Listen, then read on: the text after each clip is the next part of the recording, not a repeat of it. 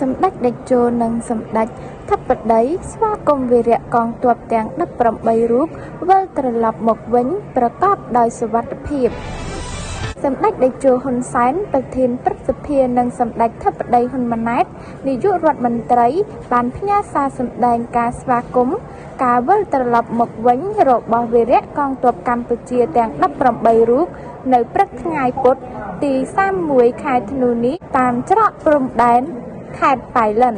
ទាំងបណ្ដាញសង្គមសម្ដេចតេជោនិងសម្ដេចធិបតីបានបង្ហោះសារនៃការស្វាគមន៍ដល់ខ្លឹមសារដូចគ្នាបែបនេះថា